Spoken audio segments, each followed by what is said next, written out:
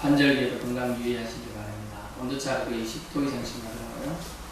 밤은 21도, 우리는 낮에는 29도, 그때 30도씩 되니까요. 건강히 유의하시기 바랍니다. 본문은 환란 중에서도 가장 최고의 환란이라 할 수 있는 최고의 환란이 이제 마지막 때에 있을 거라는 거예요. 마지막 때. 그 후에는 인자의 임함이 있다. 오늘 말씀 제목은 인자의 임함이라죠. 인자가 오실 것이다 라는 얘기죠. 2011년도에 일본에 뭐가 있었죠? 일본에 쓰나미가 있었습니다. 쓰나미. 네. 그 해필 쓰나미 발생한 지역이 어디였어요? 원자력 발전소 근처라 가지고 이게 누출이 된 많이 어느 정도 있었을 것 가능성이 많아요. 물. 쓰나미가 뭡니까? 파도가 일정량의 우리 성경에 보면 거주의 경계를 정했어요. 파도도요. 그래서 그걸 넘어오지 않게끔 되는데, 그게 바다에 뭔가의 충격이나 일종의 바닷속에 지진이 나나 이러면 해류가 넘어버립니다. 그래서 쓰나미가 오게 된 것이죠. 또 휴양지에도 가끔 쓰나미들이 발생하는데 자고 있다가 하면 다 하는 그런 쓰나미들이 많더라고요. 또 예전에 IT에도 지진이 나가지고 수많은 사람이 죽었고요. 스촨성 대지진이 하면 또 일본 옛날에 1900년대지만 간동지진 이런 것들 대환란이 있을 것이다. 근데 오늘 본문에 말하는 환란은 예전에 있었던 것 같고 음맞지 않다. 또 이후에도 일본은 환란은 없을 거라고 단정적으로 얘기해 주고 있다는 거예요. 큰 환란이 있겠는데 21절에 창세로부터 지금까지 이런 환란이 없었고 후에도 없으리라라는 거죠. 그리고 유일무이한 환란이 이제 여러분을 기다리고 있다는 걸 알 수가 있어요. 여러분 홍수 심판이 있습니까? 아시나요? 노아의 시대에 홍수 심판이 있어요. 물만 봐도 너희들이 경계할지 모르니까 내가 홍수를 심판하지 않겠다고 주님이 약속하시는 뭐죠? 무지개예요. 무지개. 그리고 소돔 고모라 성이 심판을 받는데 그때 뭘로 심판받았어요? 불 심판이에요. 하늘에서 불들이 우박처럼 내렸어요. 그래서 불로 심판을 받았고요. 또 고라 자손이나 이런 자손들이 큰 어떤 죄냐, 모세의 권위성에 도전하는 이런 죄들을 졌어요. 그때 땅이 갈라지면서 삼켜버렸어요. 그 족속 전체가 그런 일이 있었습니다. 어쨌든 그래서 지진이든 땅이 갈라짐이든 해일이든 쓰나미든 이런 것들은 어쨌든 원인이 있을 것 같은데 과학적으로는 원인이 있지만 알 수가 없죠.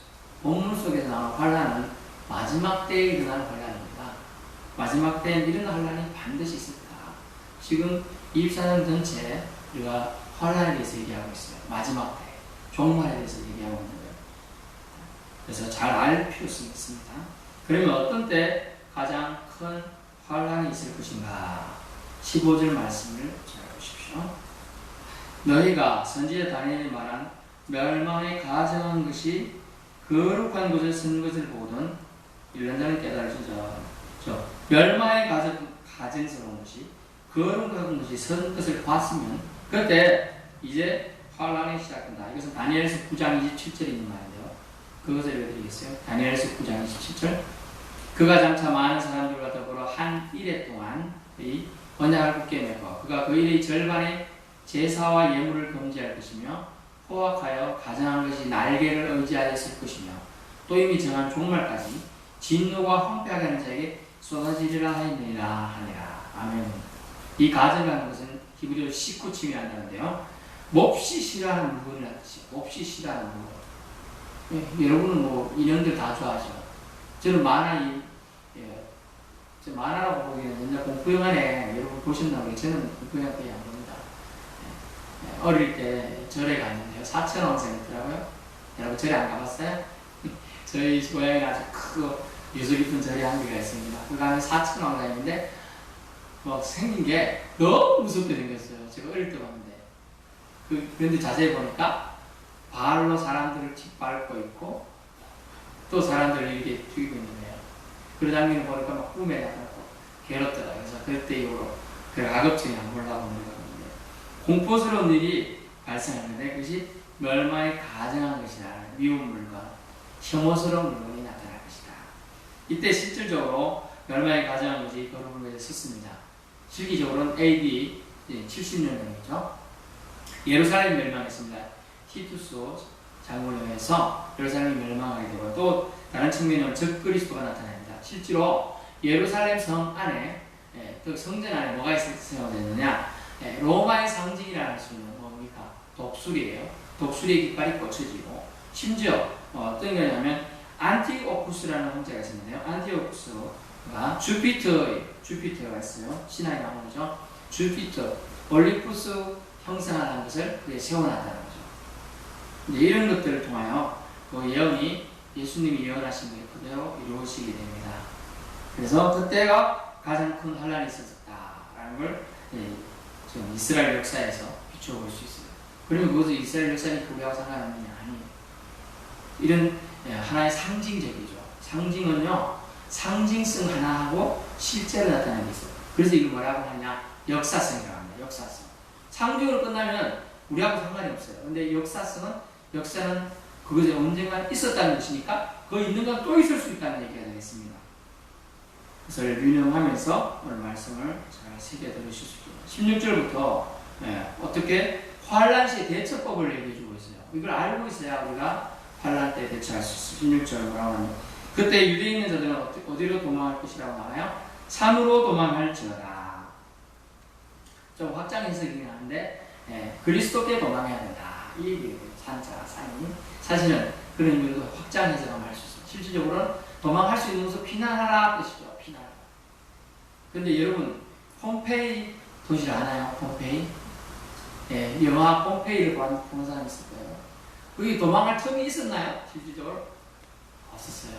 순식간에 그 화산이 폭발하면서 화산이 자체 내에서 용암과 그 화산재, 그 사람들이 숨을 못 쉬는 거죠. 여러분, 실질적으로 불이 난다는 경우에는 사람이 불에 의해서 죽는 것보다는 연기 질식사가 더 낫습니다. 연기 질식. 사실 화산재가 얼마나 독하냐면 헬리콥터나 이런 것들이 비행기 타고 도망가면 이렇게 생각하지만 그렇지 않아요. 화산재가 들어가면 화산 날개가 이게 안 돌아갑니다. 굳어버려요. 그래서 그래서 이 원자탄이나 이런 게 터지면 그 원자 제어에서 또 수많은 제2차, 3차 피해가 오는 것이죠. 지금도 살아있는 생존자 중에 원법 피해자들이 있습니다. 그리고 베트남 전쟁 참전했던 사람들의 그 쪽에 중독된 그때 화학전도 썼다고 합니다. 그런 무기에 의한 것도 있고요. 어쨌든 지금 그때 폼페이 도시는 그랬다. 숨도 못 쉰다. 결국 숨을 공간이 없어 산으로 도망가라 이렇게 했는데, 아마 주님은 이것을 아마 복선적으로 사용하신 것 같습니다. 산으로 도망할지어다. 좀 이따 설명드리는 것은 아마 회개의 시점을 얘기할 것 같아요. 아니면 실질적으로 폼페이 도시가 멸망할 때 도망갈 시간이 한다고 해도 사람이 도망가는 거리는 아무리 빨리 도망가도 거리가 있는데 그것을 늦춰오는 시간이 더 빠르다는 거죠. 좀 전에 제가 이것을 설교 더 설명하기 위해서 동영상을 하나 봤는데, 일본이 쓰나미 나는 장면을 아주 고층에서 찍은 장면이 있더라고요. 그래서 사람들 보고 막 소리쳐가지고, 보이는 사람은 헤일이 물론 보이지 않아요. 속도하고. 그래서 사람들은 막 소리쳐도 어떤 사람은 느끼고 막 뛰는데 어떤 사람은 그냥 걸어가더라고요. 빨리 도망치면 살아도 그런데 10초 전에 쫙 멀리 뛰어가지고 하늘을 갔어요. 그 장면을 보았을 때 순식간이다. 생명과 사망은 바로 경전 차이다.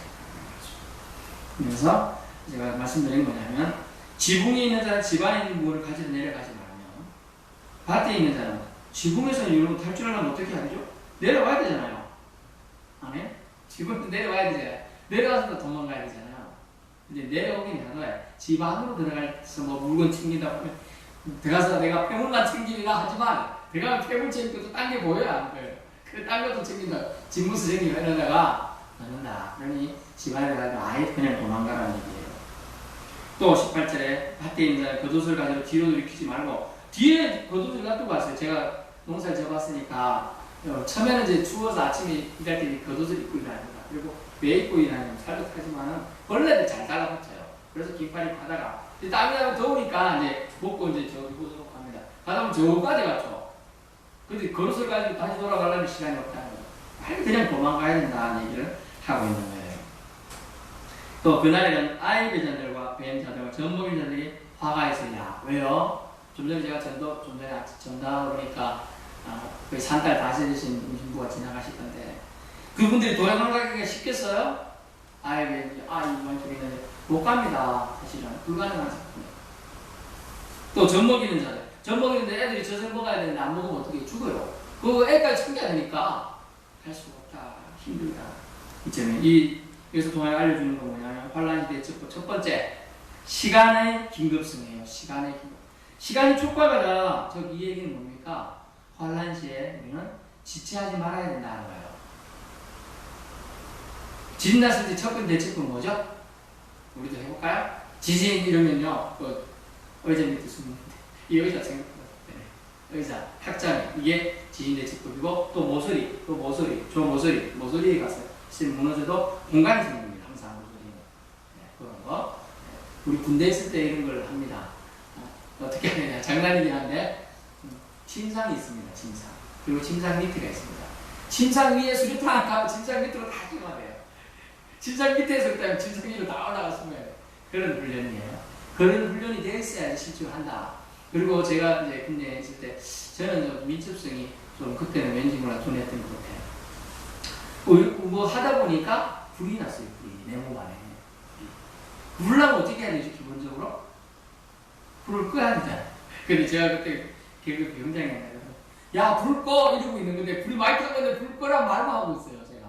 근데 한 고참이 저보다 두 달 빨리 들어온 고참인데 뭐 벽에 들어가고 막 때려가고 끄더라고요. 불 꺼면 되는데 왜 불 꺼란 말만 하고 있지? 그래서 제가 깜짝 놀랐어요. 그냥 쳐다보고만 있구나, 내가. 그래 있었어요. 그런, 참, 황당했었어요. 그런데 그걸 인식하고 제가 나오면서, 현재 상황이 발생했을 때 움직일 수 있는 사람과 못 움직이는 사람이 분명히 있다. 계약을 하면서. 그리고 결심하고 나서. 그때 무슨 상황이 나면 분명히 내가 대처해야 돼. 제가 지난번 교회에서, 그때 4년 전에 가보는데, 불이 나죠. 제가 월요일날 보통 쉽니다. 근데 오늘 좀 기분이 안 좋아서 일찍 왔습니다. 근데 진짜 불이 난 거예요. 그 건물 5층짜리 건물에. 근데 저만 봤어요. 냄새가 나고 이상한 냄새가 있긴 한다. 그래서 원인을 찾아보니까 외벽에 크롬선탄을 해놨거든요.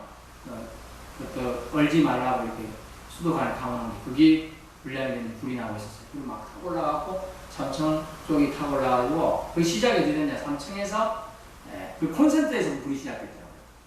그래서 제가 놀랬죠. 여기 와서 찾고 순식간에 옛날에 그 생각 임해서 반응해야 된다 이랬는데 이제 찾았어요. 저 뒤에 있는 데서 비치되어 있어요. 소화기 119 쭉 하는데 화력이 진짜 좋아요. 생각보다 잘 꺼요. 그거 가지고 일단 안을 5초 만에 제압하고 바깥에 왔는데요. 바깥에 외벽 타고 불이 막 하고 있는 거라 그래서 쫙 흐르는데 이게 진짜 멀리 가더라고요. 한 30cm 가요. 그래서 끄는데 이게 양이 저 보여주신 뒷면에 있는 거 보고 조그맣잖아요. 양이 작아가지고 제가 그걸 다 못 보겠어요. 그래서 큰 거 이걸 또 찾았어요. 그래가지고 그것도 다 끄고 그 다음에 그래서 저 밑에는 3층 밑에 4층 5층에 있는 건 못 보겠다고 앉아요. 그래가지고 119 전화했죠. 빨리 오라고 그러고 그다음 또 4층까지 뛰어올라가 또 이렇게 하고 조치했는데 또 2층에도 있었어요. 2층까지. 그리고 2, 3, 4층 있구나.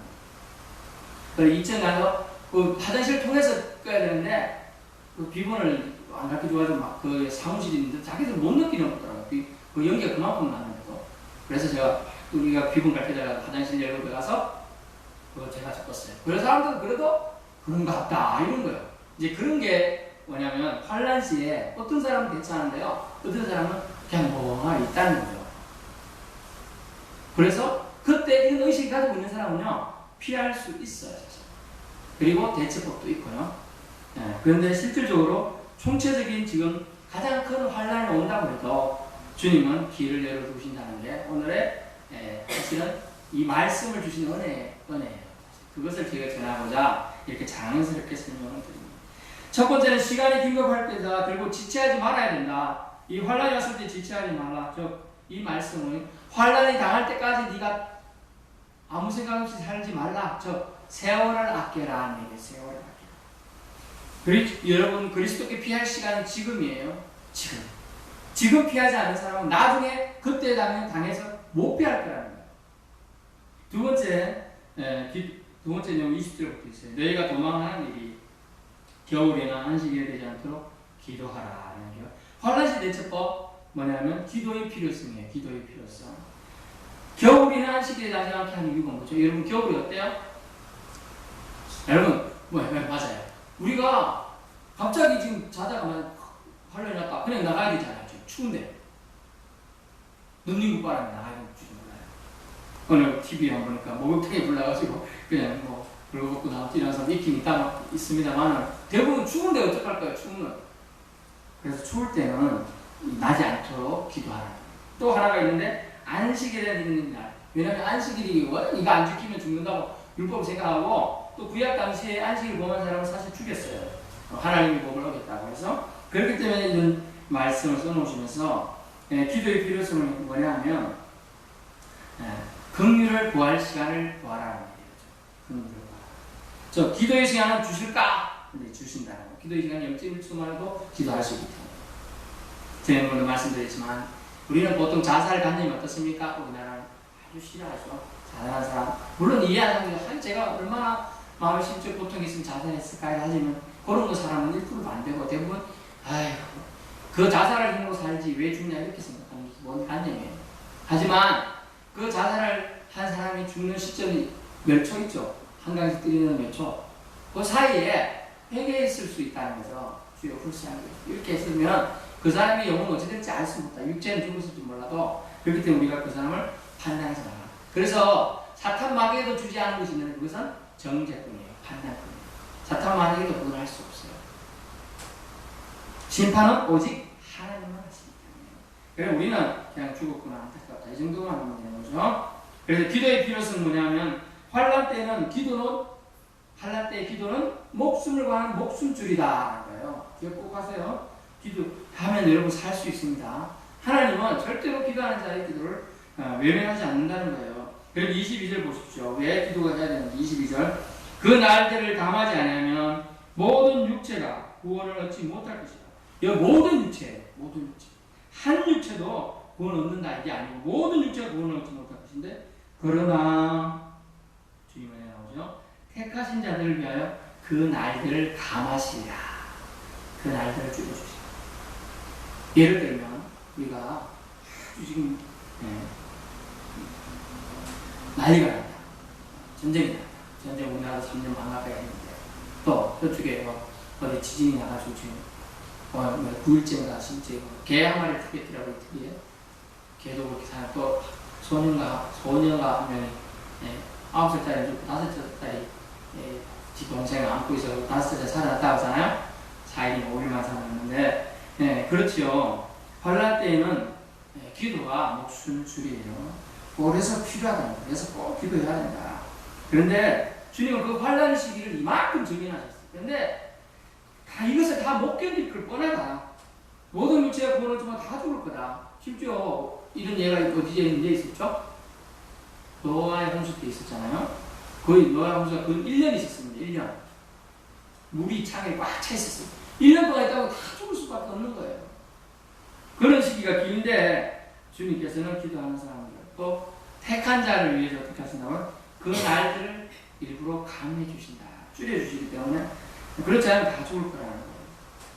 모든 육체가 구원을 얻지 못할 건데 중요한 건데 여러분 모든 육체는 구원을 얻지 못하지만 단서가 그 날들을 감하지 않아요. 모든 영혼이 구원을 얻지 못할 것이다. 이렇게 안 돼 있잖아요. 얼마나 감사한지 몰라요. 모든 영혼이 구원을 얻지 못한다는 건 얼마나 무서운 말인지 몰라요. 모든 영혼이 아니고 모든 육체가 구원을 얻지 못한다고 해서 영혼은 주님이 명령임을 알 수가 있어요. 세 번째 뭐냐면 환란시 대처법 미혹되지 말아라 합니다. 미혹되지 말아라.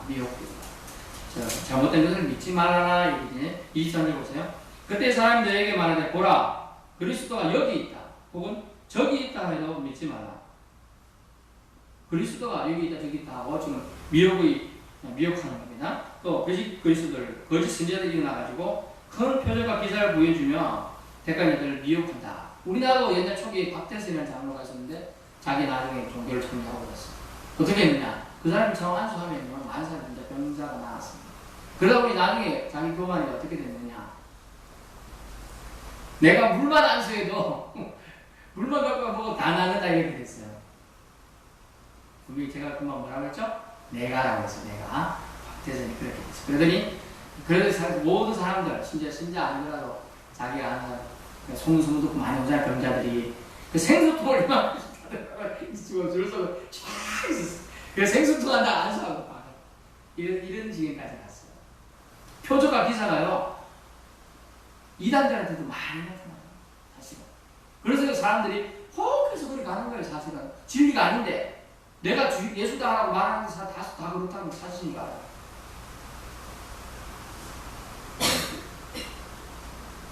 그래서 미혹되지 말아야 된다. 적그리스도의 출현은 있을 것이고 거짓 선지자의 출현도 있을 것이고 표적과 기사가 많이 나타날 것이다. 여러분, 제가 그런 표적 기사가 많이 한다고 해서 제가 만약 내가 예수다 그런 소리 하면 제가 이단인 줄 알고 떠나시길 바랍니다. 그래서 미혹하지 마라. 미혹되지 않기 위해서 우리는 어떻게 해야 될까 그러면요, 분별력을 키워야 됩니다. 신앙의 틀 위에 굳게 서야 돼요. 그래서 교회에서 하는, 건전한 교회에서 하는 신앙 교육을 받으셔야 돼요. 그렇지 않으면 조금만 이게 해서 비집고 들어오는 것에 이길 수가 없어요. 신천지나 또 안산홍 하나님의 교회라고 하는 그런 안산홍 정인애들이나 이런 사람들은 믿는 자들을 현혹해가지고 초신자들이죠. 그쪽 경우에 이단적으로 믿지 않으면 다 지옥 갈 것처럼 말하는 거예요. 그래가지고 그들이 흑혀서 그렇게 가는 거죠. 그러면서 결론이 뭡니까? 미혹되지 말아라. 보라, 내가 너에게 미리 말했다. 이미 주님 말했어요. 26절에. 그러면 사람들이 얘기 말해. 보라, 그리스도가 광야에 있다. 광야에 있다. 사람 또 우르르 광야에 갔어요. 또 그래서 주님은 나가지 말고, 보라, 골방에 있다. 사람 또 골방을 막 보려고. 이런 얘기예요. 사람이 여기 있다. 저기 있다. 사람이 그리스도가 어디 있는 거 아니에요. 그 사람들이 말하는 다 하지 말라. 미혹되지 말아라. 분별력을 키우라는 얘기가 환란 시대에 처하는 겁니다. 그러므로 주님은 어떻게 했느냐고요? 27절에 번개가 동편에서 나서 서편까지 번쩍이든지 인자의 임함도 그러하리라 라고 말해요. 번개처럼 주님의 인자의 임함이 있어요. 인자, 사랑의 아들과 표현된 예수 그리스도의 임재가 번개처럼 있을 거라고 말해주고 있어요. 그러면 28절 죽음이 있는 곳에는 독수리들이 모일 것이다. 독수리 뭐예요? 좀 전에 말했지만 로마 군대의 상징이 독수리예요. 그것을 통해 수많은 사람이 죽을 것을 상징하고 있다는 거죠. 그러면 인자가 임할 때 우리는 어떻게 해야 될까요? 우리는 듣게 됩니다. 인자가 임할 때 30절 뭘 듣나요? 볼까요? 그때 인자가 징조가 하늘에서 보이겠고 그때 땅의 모든 족속들이 통곡하는 소리를 우리는 듣게 돼요. 그때 인자가 임할 때 통곡 소리를 듣는데 왜 통곡하느냐? 죄인들이 통곡한다는 거죠. 죄인들. 어떤 죄인들이냐? 회개치 않는 죄인들이 통곡하는 소리를 그때 듣게 될 것입니다. 또 31절에 그가 큰 날파 소리와 함께 천사들이 보는데 큰 날파 소리를 우리가 생각할 때 뭐 할 때 그닥때나 빵빠라빵 빵빵빵 이런 거 아닌 막 우레소리 같은 큰 날파 소리가 나타나요.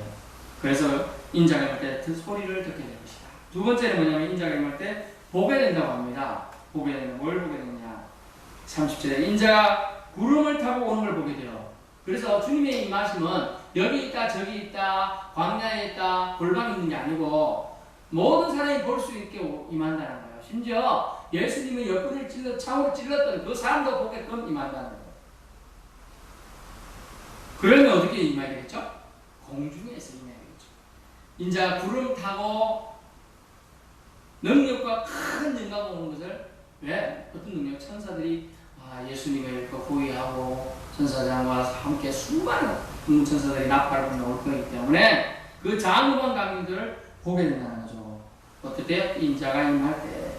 그 인자의 징조를 우리는 하늘에서 그때 보게 될 것이다. 그러면 우리 본문을 통해서 베푸신 은혜와 약속은 무엇입니까? 첫 번째는 환난 때 사람에게 사람을 괴롭게 했던 베푸신 은혜는 첫 번째, 환난 때 사람을 괴롭게 한 사탄의 권세를 멸하리라. 29절 보세요. 그날 환난 후에 즉시 해가 어두워져요. 그때는 해가 깜깜해져요. 왜냐면 해가 떠나거든요. 표현이 이해가 안 되죠? 여러분 저를 보세요.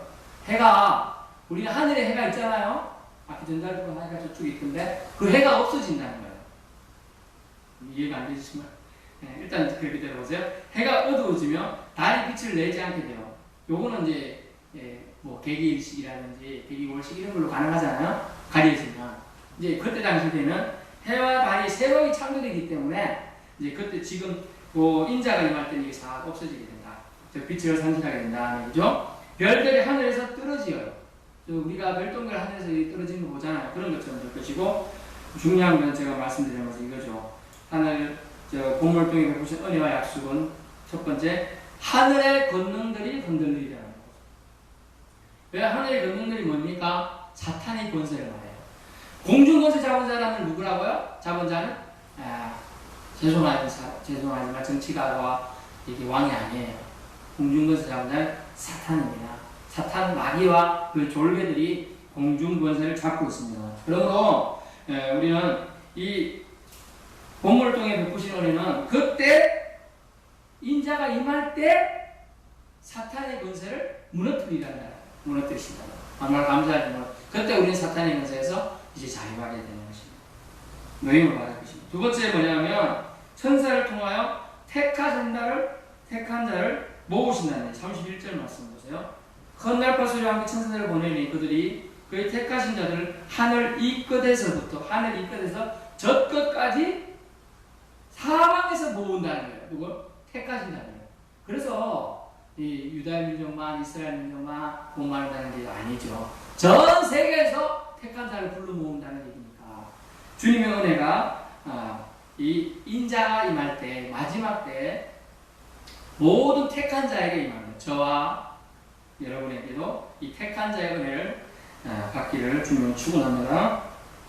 세 번째 마지막은 뭐냐면 본물통에 베푸신 은혜의 약속은 뭐냐면 그날을 감해 주신다는 은혜. 좀 전에 말씀드린 거 그날을 우리에게서 감해 주시다. 20절 너희가 도망하는 일 겨울이나 안식이 되지 않도록 기도하고 이것을 통하여 큰 환난이 있는데 이때 창세로 지금까지 이런 환난이 없었고 구세도 없기 때문에 견딜 수 없을 거예요.